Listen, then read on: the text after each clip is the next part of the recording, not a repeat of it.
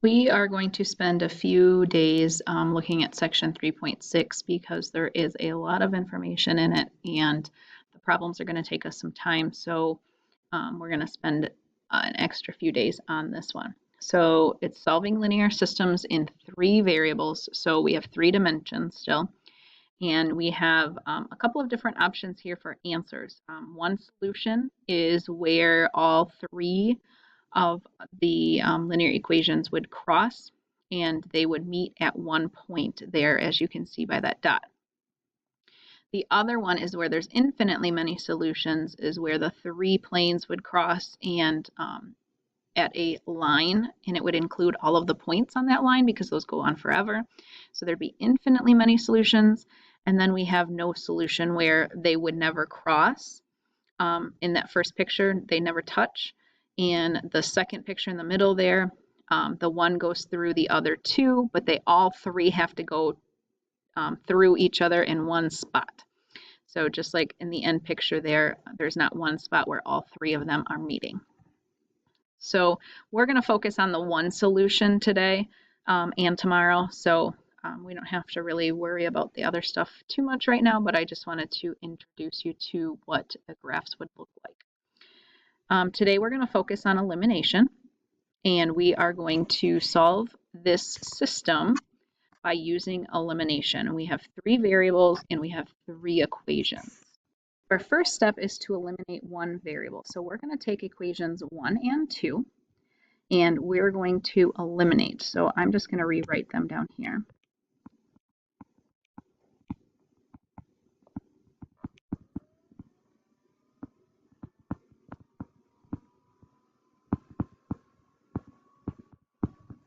And by elimination, remember, we're going to add. So we're looking at this, and I see that the y's, we have a positive 2 and a negative 2, so those are going to cancel out when I add down, so that's perfect. I don't need anything extra.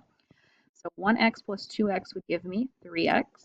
The y's would cancel away, and then we'd have negative 3z plus 1z would leave us with negative 2z, and negative 2 plus 7 would be 5.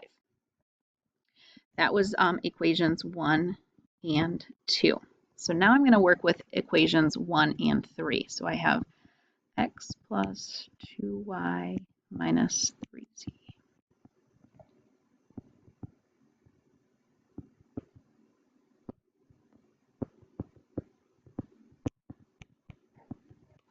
And looking here, we don't have the same numbers in front anymore, so we want to cancel out the y variable here again.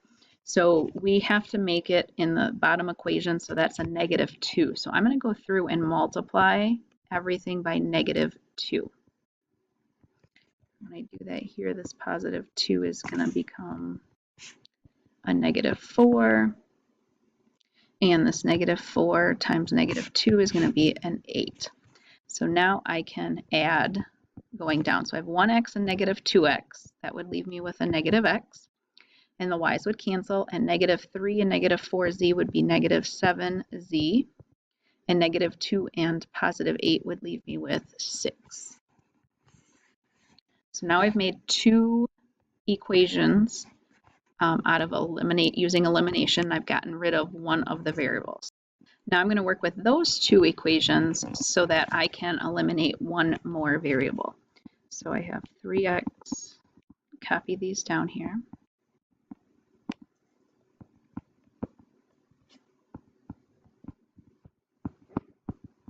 And in order to eliminate, I'm looking at the x's because if I chose the z's, I would have to multiply both equations by something, and I don't want to do that. So I want to go through and multiply that bottom equation by 3 so that I have a negative 3x to cancel out with that positive 3 above. So this would become a negative 3. And if I times negative 7 by 3, I'm going to have negative 21. And 6 times negative 3 is going to be a negative, oh, I'm not multiplying by negative, so that won't be a negative. It's just going to be a positive 18. So now I can go ahead and add down. The x's would cancel. I'm going to have negative 23z, and 18 plus 5 is 23. So I can use that then in step 3, oh no, not yet. I got to solve here for z. So I'm going to divide by 23. Trying to go too fast. So I would get z is -1.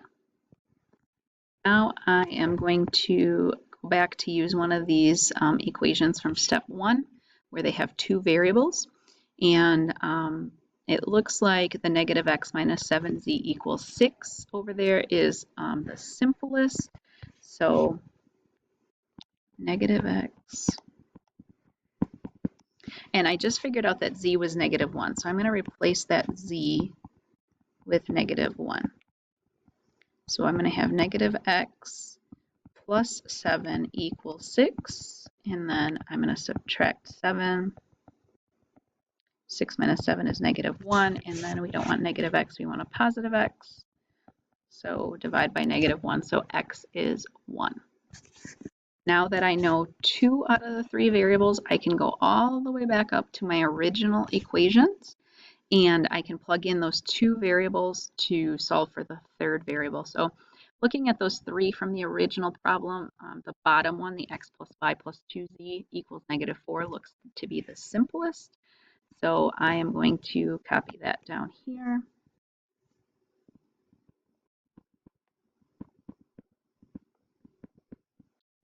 And we have solved z was -1 and x is 1. So rewrite everything. And now I can simplify. I'm going to have 1 plus y, and this is going to be a -2. And 1 minus 2 can go together, so that would be a -1 plus y equals -4. And then I'm going to add 1 to both sides, and I get y equals -4 plus 1 would be -3. So now that I know all of my answers, I can write them. X was 1, y is -3, and z was -1. So I can write them all as that ordered triple. And then for today's assignment, this is the problem that you are going to do. So work on this, send me an email with your answer, and I will give you feedback on whether you're right or wrong.